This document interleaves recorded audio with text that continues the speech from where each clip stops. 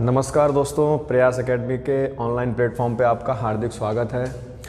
हम लोगों ने पिछली क्लास में स्वरों के बारे में बातें की थी, स्वरों पे चर्चाएं की थी कि स्वर जो होते हैं कैसे होते हैं और स्वर की उत्पत्ति कैसे होती है। स्वर जो हैं हमारे कैसे स्वतंत्र रूप से जाने गए हैं, कैसे इन स्वरों का उच्चारण जब होता है तो किसी अन्य वर्ण की आवश्यकता उच्चारण में नहीं पड़ती है, इनकी उत्पत्ति कैसे हुई थी, इनके बारे में हम लोगों ने जाना था कि स्वरों की उत्पत्ति जो है ये मूल रूप से स्वर कितने होते हैं और उत्पत्ति के आधार पर स्वर कितने होते हैं। मूल स्वरों की संख्या अगर हम लोग देखते हैं तो 4 स्वर जाने थे और उत्पत्ति के आधार पर जब स्वरों की उत्पत्ति हुई थी तो उत्पत्ति के आधार पर स्वर हमारे थे कितने? 3। कौन कौन से थे? एक आपका छोटा आ और एक आपका ई और एक आपका ऊ। आ, इसका जो निर्माण हुआ है, उत्पत्ति जो हुई है इसकी आ की, ये नांद से हुई है। ये ई, इसकी उत्पत्ति जो है ये हमारी इकार ध्वनि से हुई है, इकार ध्वनि से हुई है। और ऊ, इसकी उत्पत्ति जो है उकार ध्वनि से हुई है, उकार ध्वनि से हुई है। जो आपका बचा हुआ एक चौथा जो हम लोग काउंट कर लेते हैं तो एक आपका ये री है। ये री है क्या? ये री आपका संस्कृत से आया हुआ है और हिंदी में इसको प्रयोग किया जाता है। हिंदी में इस री को हम लोगों ने क्या माना है? आगत माना है। क्या माना है? आगत स्वर। तो री हमारा कैसा है? ये आगत स्वर है। री आगत स्वर है। आया कहाँ से? संस्कृत से आया। तो संस्कृत से आया तो री हमारा कैसा हो गया? आगत हो गया। ठीक है। तो आपने देखा कि उत्पत्ति जो हुई थी वो उत्पत्ति इन 3 स्वरों की हुई थी और एक उत्पत्ति के साथ में एक आगत को जोड़ दिया गया, तब मूल रूप से स्वरों की संख्या कितनी हो गई थी? 4 हो गई थी। और उत्पत्ति के आधार पर स्वर कितने आए थे? 3 आए थे। एक अ और एक ई और एक ऊ की उत्पत्ति हुई थी। हम लोगों ने पिछली बार जो अगली क्लास पढ़ी थी स्वरों की, तो उसमें हम लोगों ने बेसिक सारे कॉन्सेप्ट क्लियर कर लिए थे कि इनकी उत्पत्ति कैसे हुई है और कैसे ये स्वरों का कहीं ना कहीं जो वर्गीकरण हो करके कैसे कैसे स्वर हमारे जो हैं आगे बनते हुए दिखाई दिए थे। जैसे हमने बात की थी कि उत्पत्ति के आधार पर जब स्वर आपके कहीं ना कहीं देख लिए 3 थे और मूल स्वर जो बन गए आपके कितने बन गए? 4। तो इन्हीं उत्पत्ति के आधार पर जब हम लोगों ने 2 स्वरों को जोड़ा था तो हम लोगों ने कहीं ना कहीं इसी का दीर्घ स्वर बना लिया, अर्थात कौन सा? बड़ा आ। और यहाँ पर अब हम लोगों ने 2 छोटी ई जोड़ी थी तो यहीं पर हम लोगों ने बना लिया था यहाँ पर क्या? बड़ी ई। और यहीं पर 2 छोटे ऊ जोड़ करके हम लोगों ने क्या बना लिया था? यहाँ पर बड़ा ऊ बना लिया था। मतलब कि स्वर में आपने देखा था कि इन स्वरों की उत्पत्ति कैसे हुई है और कैसे कैसे यहाँ पर स्वर बनते हुए दिखाई दिए थे। जैसे अभी हमने आपसे बोला था कि स्वरों की उत्पत्ति कैसे हुई और स्वर कैसे कैसे यहाँ पर बनते हुए दिखाई दे रहे हैं। हम लोग देखते हैं कैसे कैसे यहाँ पर स्वरों का निर्माण होता हुआ दिखाई देगा। जैसे एक आपका सबसे पहले मूल स्वर जो आपका जन्म के आधार पर माना जाता है आ। जब 2 छोटे आ जोड़े, जब जो छोटे आ जोड़े हम लोगों ने तो क्या मिला हमें? बड़ा आ। तो क्या मिला? बड़ा आ। ऐसे ही मूल स्वर एक आपका था ई। जब 2 छोटी ई जोड़ी तो क्या मिली? बड़ी ई मिली। ऐसे ही आपका मूल रूप से आपका जन्म के आधार पर एक ऊ था। जब 2 छोटे ऊ जोड़े तो क्या मिला? बड़ा ऊ मिला।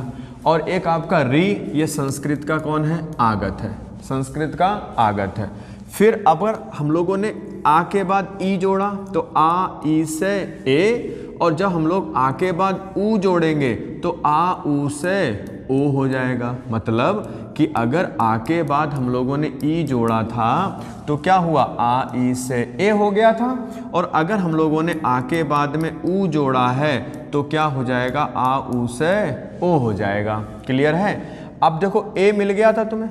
जब ए मिल गया तो फिर यहाँ पर क्या करना था? आ के बाद ए जोड़ा तो क्या मिल जाएगा हमें? आए मिल जाएगा। और यहाँ पर अगर हम लोग बात करेंगे आ के बाद में अगर हम जोड़ देंगे ओ तो हमें मिल जाएगा औ मिल जाएगा। हमें क्या मिल जाएगा? औ। मतलब कि जो स्वर हैं वो हमारे पूरे पूरे बन करके तैयार हो चुके हैं। जैसे री के बाद क्या? ए और अय। ए कहाँ से आया? ये आया। अय कहाँ से आया? ये आया। तो ए अय। और फिर हमें मिला ओ और औ। यही स्वर हैं, स्वरों की संख्या कितनी? 11। यही सारे के सारे स्वर जो माने गए हैं, स्वरों की संख्या जो 11 मानी गई है, वो यही स्वर हैं आपके। देख लीजिए, बचे हुए आपके अंग और आहा। एक आपका अंग है और दूसरा आपका आहा है। ये अंग जो है ये क्या है? अंग जो है आपका, ये आपका क्या है? अनुस्वार है। अंग को क्या कहते हैं हम लोग? अनुस्वार। अंग जो है हमारा ये क्या है? अनुस्वार है। और आहा जो है हमारा ये क्या था? ये विसर्ग था। आहा क्या था? विसर्ग था। तो जब ये अनुस्वार और विसर्ग मिलेंगे तो क्या हो गया था? आयोग वाहा। तो आयोग वाह वर्णों की संख्या कितनी होती है? 2 होती है। और कौन कौन से होते हैं आयोग वाह? अंग और आहा। अंग और आहा क्या होते हैं? आयोग वाह होते हैं। यहाँ पर अभी आपने देखा था कि उत्पत्ति के आधार पर स्वर कैसे कैसे जन्म लिए थे और कैसे कैसे हम लोगों ने इनको देखा था कि उत्पत्ति के आधार पर जब स्वरों के बारे में हम लोगों ने बातें की थी तो ये कैसे कैसे आपके स्वर यहाँ पर जन्म लेते हुए दिखाई दिए थे। जैसे अभी हम लोगों ने बात की थी कि ये कैसे कैसे आपके स्वर यहाँ पर आए हैं। जैसे मात्रा के आधार पर और उच्चारण के आधार पर स्वरों का वर्गीकरण हम पिछली क्लास में जान चुके थे कि कैसे कैसे मात्रा के आधार पर स्वरों का वर्गीकरण किया जाता है, उच्चारण के आधार पर स्वरों का वर्गीकरण कैसे किया जाता है। उच्चारण के आधार पर, मात्रा के आधार पर जब स्वरों की बात करेंगे तो मात्रा के आधार पर आप जब देखेंगे तो यहाँ पर जितने भी स्वर दिख रहे हैं सिर्फ और सिर्फ किसको छोड़ देंगे? छोटे आ को छोड़ देंगे, आ को छोड़ देंगे। इसके अलावा जितने भी स्वर आपको दिख रहे हैं ये सारे मात्रिक स्वर हैं। और ये आ जो होगा ये हमारा कैसा होगा? आ मात्रिक स्वर होगा। कैसा होगा? आ मात्रिक स्वर होगा। आ, छोटा आ जो है हमारा ये कैसा स्वर है? ये हमारा आ मात्रिक स्वर है। ठीक है। बाकी इनमें सब में मात्राएं लगी, जैसे इसमें बड़े आ की मात्रा लगी है, इसमें छोटी की मात्रा लगी है, इसमें बड़ी की मात्रा लगी है, इसमें ऊ की मात्रा लगी, इसमें बड़े ऊ की मात्रा लगी, इसमें ए की मात्रा लगी, इसमें ऐ की मात्रा लगी, इसमें ओ की मात्रा लगी और इसमें औ की मात्रा लगी। इसका मतलब मात्रा लगी किसमें नहीं है? छोटे आ में नहीं लगी है। तो ये हमारा कैसा हो गया? आ मात्रिक हो गया। कैसा हो गया? आ मात्रिक स्वर हो गया। क्लियर हुआ? अब जैसे हमने बात की है यहाँ पर कि सजातीय वर्ण क्या होते हैं, विजातीय वर्ण क्या होते हैं। सजातीय वर्ण कैसे होते हैं? जो एक जैसी जाति से जन्म लेते हैं वो सजातीय वर्ण होते हैं, और जो अलग अलग जाति से जन्म लेते हैं वो कैसे होते हैं? वो विजातीय होते हैं। हम लोग इन पर चर्चा कर चुके हैं। जैसे हमने बात की थी जब 2 छोटे आ जोड़े थे तो हमें क्या मिला था? बड़ा आ, सजाती की बात की थी। और जब यहाँ पे हम लोगों ने अलग अलग जाति आ के बाद हम लोगों ने ई जोड़ा था तो क्या मिला? ए मिला था। तो ये आपका कैसा हो गया? सजातीय हो गया। और ये कैसा हो गया? विजातीय हो गया। क्लियर हुआ? तो हम लोगों ने इस पर जो बातें की थी कि जो जो एक जैसी जाति से बनेंगे, जो अलग अलग जाति से बनेंगे, तो ये आपके वर्ण कैसे हैं और कैसे कैसे इनकी उत्पत्ति हुई है और कैसे कैसे इनको हम लोगों ने जाना है। ठीक है। तो अभी जैसे हमने बोला कि मात्रा के आधार पर स्वरों का वर्गीकरण 3 भागों में किया गया है। मात्रा के आधार पर स्वरों का वर्गीकरण 3 भागों में किया गया। उच्चारण के आधार पर और मात्रा के आधार पर जो स्वर का वर्गीकरण किया गया है। जैसे एक होता है ह्रस्व स्वर, हम लोग जान चुके हैं। ह्रस्व स्वर क्या होता है?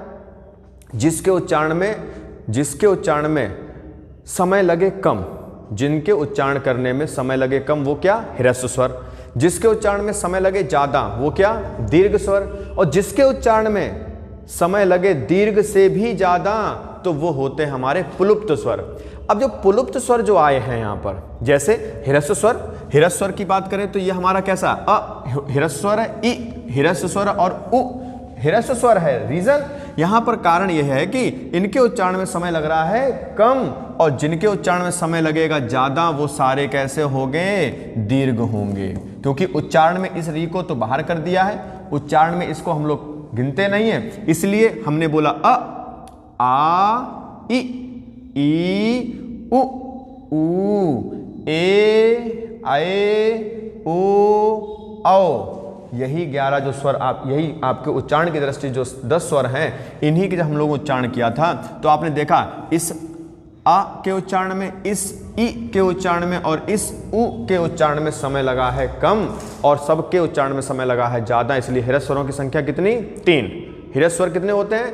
3 होते हैं, और जबकि बचे हुए सारे दीर्घ स्वर होते हैं। तो दीर्घ स्वरों की संख्या कितनी? 7 होती है। पुलुप्त स्वर जो होते हैं, पुलुप्त स्वर जो होते हैं, इनका प्रयोग प्रायः संस्कृत में किया जाता है। पुलुप्त स्वर जो होते हैं इनका प्रयोग किस में किया जाता है? ज्यादातर संस्कृत में किया जाता है। और हिंदी में इन पुलुप्त स्वरों को हम लोग किसी को पुकारने के लिए यूज कर लेते हैं, प्रयोग कर लेते हैं। किसी को बुलाना है या भगवान की भक्ति में जो प्रयोग करते हैं ध्वनि को, उसके लिए। जैसे हमने एक शब्द लिखा राम, राम लिखा, तो इस राम को जब हम लोग कहीं ना कहीं लंबा खींचेंगे, राम किया, तो यही राम की जो ध्वनि है यही हमारी क्या कहलाएगी? यही हमारी बन जाएगी पुलुप्त स्वर बन जाएगी। क्या बन जाएगी? पुलुप्त स्वर। हम लोगों ने जाना था होठों के आधार पर स्वर कितने होते हैं, होठों के आधार पर। तो होठों के आधार पर स्वर कितने होते हैं? 2 प्रकार के होते हैं। एक ऐसा होता है व्रतमुखी होता है, और एक कैसा है? आवृतमुखी होता है। व्रतमुखी मतलब कैसा होता है? व्रत माने होता है गोल, जिनके उच्चारण में होठ हो जाए गोल, वो कैसे? व्रतमुखी। और जिनके उच्चारण में होठ ना हो गोल, वो कैसे? आवृतमुखी होते हैं। जैसे मैं बोल रहा हूं, आप मेरे होठों पर देखना, मैंने बोला अ, आ, ई, उ, छोटे उ का उच्चारण किया, उ, तो होठ कैसे हुए? गोल। उ, बड़े उ में भी होठ कैसे हो गए? गोल। फिर हमने बोला री, तो री का तो उच्चारण इसमें करना नहीं, तो री तो आगत है, इसको गिनना ही नहीं है। फिर हमने बोला ए, आए, ओ, आओ, तो आपने देखा ओ और औ, इनके उच्चारण में भी होठ कैसे हो गए थे? गोल। तो इसका मतलब अगर आपसे पूछेगा कि बताओ भाई व्रतमुखी स्वरों की संख्या कितनी होती है, तो व्रतमुखी स्वरों की संख्या होती है हमारी 4। व्रतमुखी स्वरों की संख्या कितनी होती है? 4 होती है। कौन कौन से होते हैं? उ और ओ, औ। और बाकी बचे हुए सारे के सारे कैसे थे आपके? बाकी सारे के सारे आपके आवृतमुखी थे। क्यों? इनके उच्चारण में होठ क्या गोल हुए? नहीं हुए, तो ये सारे सारे कैसे हो गए? आवृतमुखी।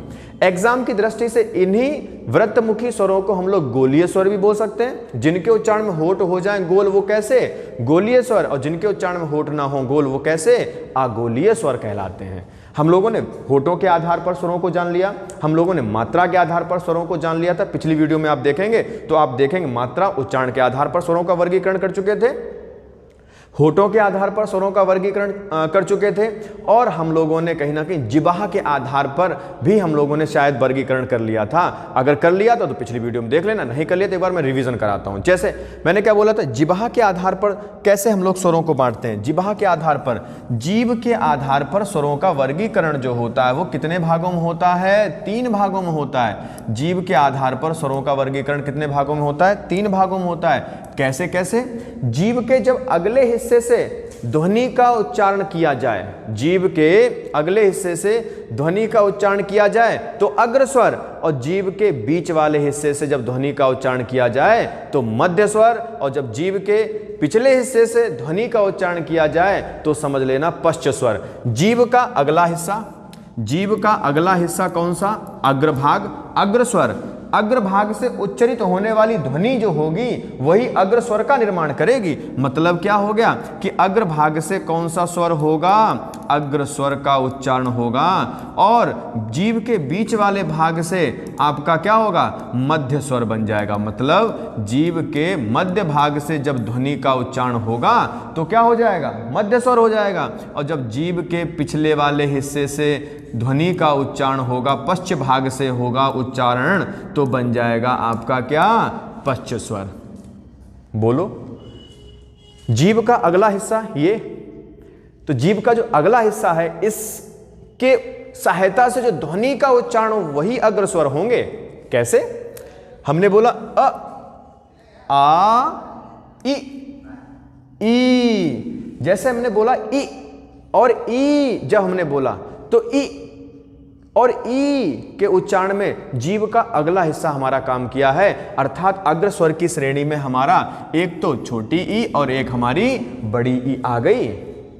अग्र स्वर में ई, क्योंकि जीभ का अगला हिस्सा ये ध्वनि को कहीं ना कहीं निकालने में प्रयोग कर रही है, तो इसका मतलब अग्र स्वर हमारा कौन कौन सा होता है? ई और ई, अर्थात छोटी ई और बड़ी ई जो होता है हमारा क्या होता है? अग्र स्वर होता है। आगे देखते हैं। उ, तो ऊ में तो जीभ तो ऊपर हो गई, और ऊ इसमें भी जीभ कैसी हो गई, ऊपर हो गई।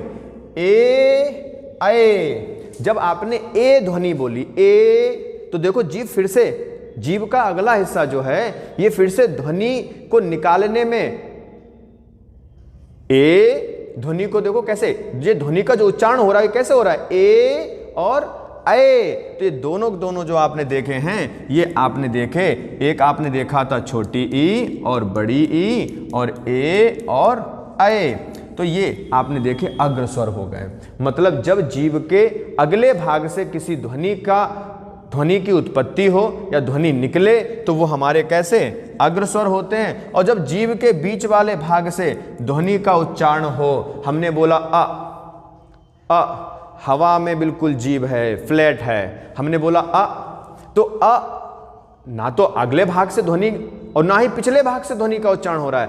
अ हमारा क्या है, मध्य स्वर। तो मध्य स्वरों की संख्या कितनी होती है, 1 होती है। अग्र स्वरों की संख्या कितनी होती है, 4 होती है। और फिर दिमाग लगा लो, बचे हुए आपके सारे के सारे कौन भाई, 4 और 1 5, तो बचे हुए कितने, 5। और 5 जो हो जाएंगे हमारे कैसे हो जाएंगे, 5 जो हो जाएंगे हमारे बचे हुए सारे के सारे पश्च स्वर हो जाएंगे। मतलब ई ए और आ को छोड़ोगे तो सारे किस में आ जाएंगे, पश्च स्वर में आ जाएंगे। मतलब बड़ा आ जाएगा पश्च स्वर। तो बड़ा आ ये कैसा हमारा पश्च स्वर है। इसके बाद में छोटा ऊ और ऊ, ये भी हमारे कैसे हैं, पश्च स्वर हैं। इसके बाद बचा हुआ आपका ओ और औ, ये भी कैसा है, पश्च स्वर है। ये भी कैसा है, पश्च स्वर है। इनको देख लो।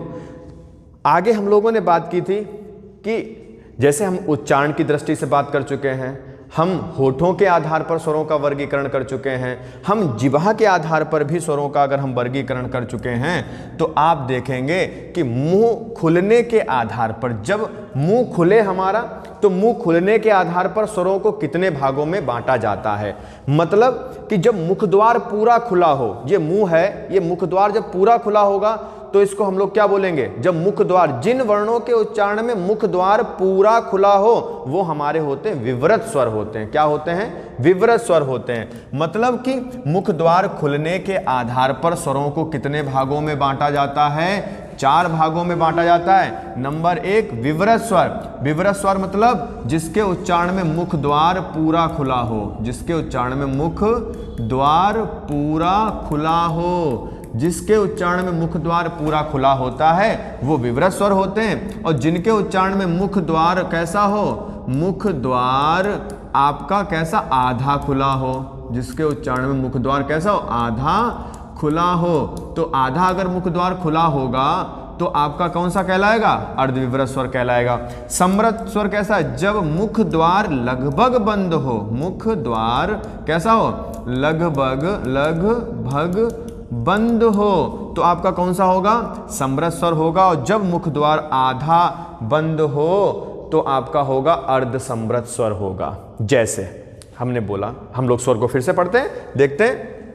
हमने बोला अ, मुख द्वार देखो मेरे मुंह की तरफ थोड़ा सा ध्यान से देखना। मैंने बोला अ, तो अ में क्या मुंह खुला, नहीं खुला ना। हमने बोला आ, तो आ का उच्चारण जब हमने किया, या बड़े आ का उच्चारण हमने जब किया, तो मुख द्वार हमारा क्या हुआ, पूरा खुल गया। जब तुम्हारे जिन वर्णों के उच्चारण में मुंह पूरा खुल जाए तो वही हमारा कौन सा, विवृत स्वर होता है। तो हमारा जो बड़ा आ है इसके उच्चारण में मुख द्वार पूरा खुल जाता है, इसलिए हमारा ये बड़ा आ जो है ये क्या है, विवृत स्वर है। और अर्ध विवृत स्वर जिनके उच्चारण में मुख द्वार आधा खुलता हो, तो आधा खुलता है तो हमने बोला ए, हमने बोला ए, और हमने बोला ओ, ए ओ। मुख द्वार पूरा नहीं खुला और मुख द्वार बंद भी नहीं है और मुख द्वार आधा बंद भी नहीं है, तो इसका मतलब क्या है, मुख द्वार हमारा जो है आधा खुला हुआ है, इसलिए इसको हम लोगों ने नाम दे दिया अर्धविवृत स्वर। तो अर्धविवृत स्वरों की संख्या कितनी होती है, 2, और विवृत स्वरों की संख्या कितनी होती है, 1 होती है। सम्मृत मतलब मुख द्वार लगभग बंद हो। जब मुख द्वार लगभग बंद होगा तो ऐसे स्वरों को हम क्या बोलेंगे, सम्मृत स्वर बोलेंगे। जैसे मुख द्वार लगभग, आपने दोनों दांत बंद कर लो और दोनों दांत दबा लो और फिर बोलो ई, ध्वनि निकल रही है, इसका मतलब क्या है, तो मुंह जब पूरा बंद है, मुख द्वार पूरा बंद है, फिर भी ध्वनि का कहीं ना कहीं निकलना हो रहा है, तो समझ लेना यही हमारे कौन से हो जाएंगे, समरस स्वर हो जाएंगे। समरस स्वर जिनके उच्चारण में मुख द्वार लगभग बंद होता है। हमने बोला ई, हमने बोला उ, तो ये कैसे हो गए, ई उ, तो ये हमारे कैसे हो गए, समृत स्वर हो गए। समृत स्वर बोले तो जिनके उच्चारण में मुख द्वार लगभग बंद होता है वो हमारे समृत स्वर होते हैं, और जिनके उच्चारण में मुख द्वार आधा बंद होता है वो अर्ध समृत होते हैं। तो अर्ध समृत स्वरों की संख्या होती है 3। अर्ध समृत स्वर कितने होते हैं, 3 होते हैं। एक कौन सा, अ, और एक आए, और एक आपका आओ। ये आपका आ जो है ये आपका अंग्रेजी का आगत है। आ जो है ये आपका कैसा है, अंग्रेजी का आगत है। ये आपका कैसा है, अंग्रेजी का आगत है। तो इसके उच्चारण में भी मुख द्वार लगभग कैसा होता है, आधा बंद होता है। तो अर्ध समृत बोले तो जब मुख द्वार आधा बंद हो तो अर्ध समृत, जब मुख द्वार लगभग बंद हो तो समृत, और जब मुख द्वार आधा खुला हो तो अर्ध समृत, और जब मुख द्वार पूरा खुला हो तो विवृत स्वर होते हैं। क्लियर। तो मुख द्वार के आधार पर स्वरों को कितने भागों में बांटा जाता है, तो मुख द्वार के आधार पर स्वरों को हम लोगों ने बांटा है कितने भागों में, हम लोगों ने बांटा था 4 भागों में। जिह्वा के आधार पर हम लोगों ने बात कर ली थी कि जिह्वा के आधार पर हम लोगों ने बात कर ली थी, जिह्वा के आधार पर अग्रस्वर, मध्य स्वर, पश्च स्वर। जाति के आधार पर स्वर कितने भागों में बांटे जाते हैं, तो जाति के आधार पर एक तो आपका सवर्ण है और एक आपका असवर्ण है। सवर्ण मतलब एक जैसी जाति से बनने वाले वर्ण जो होंगे वो सवर्ण, और जो अलग अलग जाति से बनने वाले वर्ण होंगे वो असवर्ण। अर्थात हम लोगों ने सजातीय और विजातीय की बात की थी, लेकिन सवर्ण और असवर्ण की जब बात करें तो ध्यान रखना थोड़ा सा अंतर है, क्योंकि सजाती बोले तो एक जैसी जाति, विजाती बोले तो अलग अलग जाति, लेकिन यहां पर सवर्ण और असवर्ण जब बोलेगा तो ध्यान रखना है कि जब एक ही उच्चारण स्थान से, एक ही उच्चारण स्थान से एक ही उच्चरित ध्वनियां जब एक आधार की होंगी, अर्थात समान उच्चारण स्थान वाले जो जितने वर्ण होंगे वो आपके कैसे होंगे, सवर्ण होंगे, और असमान उच्चारण ध्वनि वाले वर्ण जो होंगे वो कैसे होंगे, असवर्ण होंगे। अर्थात ए, अए, ओ, औ ये कैसे हैं, ये विजाति भी हैं और आपके कैसे हैं, असमान उच्चारण से प्रेरित हैं, अर्थात इन्हीं को हम असवर्ण वर्ण के नाम से भी जानते हैं। ठीक है। हमारे कामता प्रसाद गुरु ने स्वरों का वर्गीकरण और भी प्रकार से किया है। तो कामता प्रसाद गुरु के अनुसार कहीं ना कहीं जो स्वरों को वर्गीकृत किया गया है, जैसे आपसे बोलेगा सिफिल स्वर क्या होता है, दृढ़ स्वर क्या होता है, मध्य स्वर क्या होता है, तो इनको मांसपेशियों की दृढ़ता के आधार पर वर्गीकृत किया है। कामता प्रसाद गुरु ने इन स्वरों का वर्गीकरण मांसपेशियों की दृढ़ता के आधार पर किया है कि किस प्रकार से मांसपेशियों की दृढ़ता होती है और उस आधार पर कौन सा दृढ़ स्वर होता है, कौन सा मध्य स्वर होता है, इन पर हम लोगों ने बातें की हैं। री हमारा जो था ये क्या है, री का उच्चारण स्थान जो है हमारा, या उच्चारण आधार जो होता है तो मूर्धा है। अभी हम लोग जानते हैं कि स्वरों के उच्चारण स्थान क्या होते हैं, स्वरों के उच्चारण स्थान क्या होते हैं, इन पर चर्चाएं कर रहे हैं। लेकिन री जो है ये आपका कैसा है, अर्धवृत्ताकार है। मूर्धा उच्चारण स्थान है और ये आपका री जो है हमारा अर्धवृत्ताकार स्वर है, और वर्तमान में इस री को रा हलंत जमा ई के नाम से कहीं ना कहीं इसका विच्छेदन करते हैं, और जब इसको तोड़ते हैं तो वर्तमान में इस री को ये री के नाम से हम लोग संबोधित करते हैं। क्योंकि री जो है ये हमारा थोड़ी था, ये री हमारा किसका है, ये री हमारा संस्कृत का था। री हमारा किसका था, संस्कृत का स्वर था, और जब संस्कृत का स्वर था तो संस्कृत से हमारे हिंदी में आया तो हमने इसको आगत बोल दिया है। क्या बोल दिया हमने इसको, आगत। हिंदी वर्णमाला में आगत स्वरों की संख्या कितनी होती है, कमेंट में बताएं। हिंदी वर्णमाला में आगत स्वरों की संख्या कितनी होती है ये आपको कमेंट में बताना है। आगे देखते हैं। स्वरों का उच्चारण स्थान जो वर्गीकृत किया है हम लोगों ने कि कहां कहां से कौन कौन से स्वरों का उच्चारण स्थान होता है। जैसे हमने बोला अ आ, आप बोलो अ आ, ये आपका कंठ है, ये आपका क्या है, कंठ है। तो ये कंठ जो आप देख रहे हो तो यहां से जिसका उच्चारण स्थान होगा तो अ आ, छोटा आ, बड़ा आ, अ आ, छोटा आ बड़ा, इसका उच्चारण स्थान क्या है? कंठ। जैसे आप समझने का प्रयास करो, ये आपका, ये मनुष्य का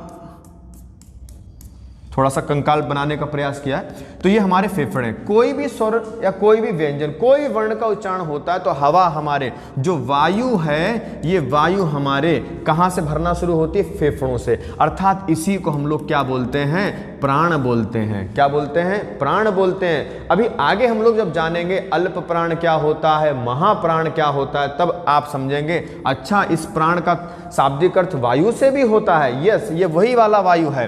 तो अगर हम लोगों ने बातें की थी कि जब किसी वर्ण का उच्चारण करते हैं तो हवा हमारे फेफड़ों से भरती है, सबसे पहले पहुंचेगी कहां पर? कंठ पर पहुंचेगी। इसके बाद ये पूरी हमारे मुंह के अंदर की एक छत होती है, ये छत का अगला हिस्सा और ये छत का पिछला हिस्सा, तो ये पिछला हिस्सा जो होता है ये तालु होता है, और ये अगला हिस्सा जो होता है ये होता है मूर्धा। और आगे आए तो ये क्या है? दांत है, तो ये क्या हो गया? दंत हो गया। और फिर यहां पर देखेंगे तो ये क्या हो जाएगा? ये हो जाएगा ओष्ठ हो जाएगा। ये क्या हो जाएगा? ओष्ठ। मतलब जब किसी वर्ण का उच्चारण करेंगे तो वर्ण के उच्चारण में सबसे पहले वायु कहां पर? कंठ पर, फिर कहां पर? तालु पर, फिर कहां पर? मूर्धा पर, और फिर कहां? दंत से होते हुए, होष्ठ से होते हुए ये बाहर निकल जाती है। अर्थात वर्ण का उच्चारण हो गया। मतलब एक वर्ण के उच्चारण में संघर्ष देखा कितना हुआ? कहां से हुआ?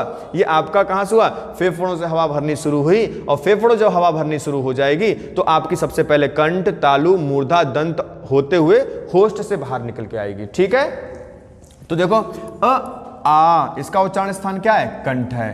अ, छोटा आ और बड़ा आ, इसका उच्चारण स्थान कंठ।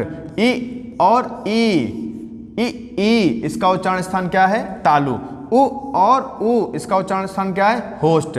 इसके बाद आपका बचा हुआ क्या है? री। तो री आपका क्या था? आगत था, और री का उच्चारण स्थान कैसा है? मूर्धा है। री का उच्चारण स्थान क्या है? मूर्धा। ए और ए, तो ए और ए का उच्चारण स्थान ये कंठ और तालु से मिलकर के होता है। किस किस से मिलकर होता है? कंठ से होता है और तालु से मिलकर के होता है। ओ और औ का उच्चारण स्थान कंठ और ओष्ठ से मिलकर होता है। इसका मतलब ये क्या हो जाएगा हमारा? ये हमारा हो जाएगा कंठस्थ हो जाएगा। ये क्या हो जाएगा हमारा? कंठस्थ हो जाएगा। वर्ण क्या होता है? वर्ण किसे कहते हैं? वर्ण है क्या? वर्ण उस मूल ध्वनि को कहते हैं जिसके खंड नहीं किए जा सकते हैं। जैसे आपने देखा होगा व्यंजन, जैसे का देखा आपने, ये का है, तो इस का को हम लोग क्या इसके खंड नहीं कर सकते? कर सकते हैं। का जमा आ बराबर क्या हो गया? का हो गया। लेकिन क्या इस आ का खंड कर सकते हैं? नहीं कर सकते हैं। बस यही जिनके खंडन नहीं किए जा सकते हैं, इन्हीं को हम लोगों ने क्या नाम दिया है? स्वर नाम दिया है। जिनके खंडन नहीं किए जा सकते हैं, जिनको हम दो भागों में तोड़ नहीं सकते हैं, जिनका हम विच्छेदन नहीं कर सकते, वही हमारे कौन? वही हमारे स्वर। अर्थात सारे सारे स्वर क्या होते हैं? सारे सारे स्वर स्वतंत्र होते हैं, और इनका निर्माण किसी अन्य वर्ण की सहायता से नहीं होता। ये स्वतंत्र रूप से कहीं ना कहीं आते हैं, जबकि व्यंजन किसी न किसी स्वर की सहायता से या व्यंजन किसी न किसी व्यंजन की सहायता से बोले जाते हैं। अर्थात जिनमें किसी अन्य वर्ण की सहायता लेनी पड़ती है, वो आपके कैसे? वो आपके हिंदी में व्यंजन के रूप में जाने जाएंगे। हम लोग इन पे बात करते हैं। ध्वनि क्या होता है? एक उच्चरित मौखिक इकाई होती है।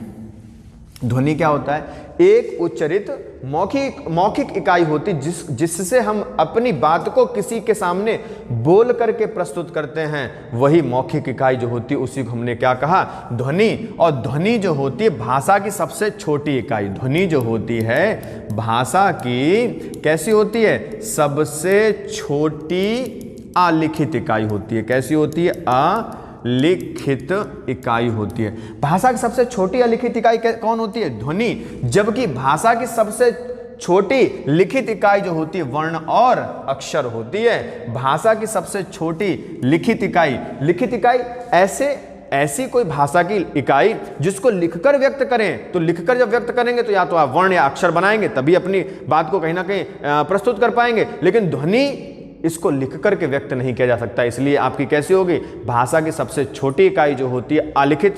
कैसी होती है? अलिखित। तो ध्वनि और लिखित वर्ण या अक्षर होती है। जबकि भाषा की सबसे छोटी सार्थक इकाई, अगर आपसे पूछेगा कि भाषा की सबसे छोटी सार्थक इकाई क्या होती है, सार्थक इकाई क्या होती है, इकाई क्या होती है? तो भाषा की सबसे छोटी सार्थक इकाई जो होती है वो होती है हमारी शब्द।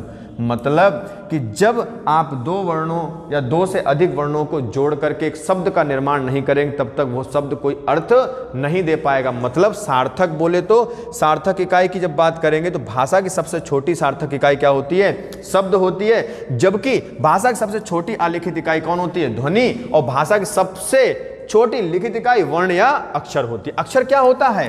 वह ध्वनि समूह जिसका उच्चारण श्वास के झटके में किया जाता है उसको क्या कहते हैं? अक्षर कहते हैं। क्या कहते हैं उसको? अक्षर कहते हैं। और वर्णमाला क्या होता है? वर्णमाला का शाब्दिक अर्थ पंक्ति या समूह। जब हम लोग वर्णों को व्यवस्थित रूप से एक पंक्ति में एक स्वर में लगा देते हैं, यही हमारा क्या बन जाता है? वर्णमाला बन जाता है। तो हम लोगों ने स्वर के बारे में जाना है, और स्वर के बारे में जब हम लोगों ने जाना है तो हम अब आगे चर्चा करने वाले हैं किसकी? व्यंजन की चर्चा करने वाले हैं। हम लोग व्यंजन की चर्चा करेंगे। अगर क्वेश्चन आ जाता है कि बताओ स्वर कैसे होते हैं? सघोष होते हैं या अघोष होते हैं? स्वर कैसे होते हैं? सघोष होते हैं या अघोष? तो सघोष और अघोष क्या होता है इनको आप जान लो तो इनको आप व्यंजन में भी जानोगे।